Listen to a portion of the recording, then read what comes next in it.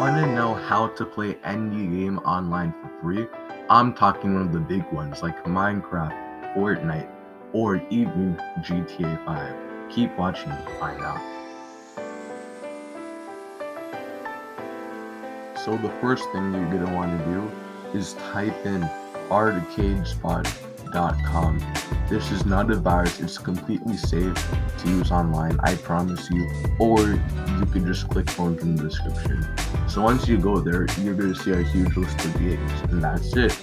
Just click any game you want and play. For example,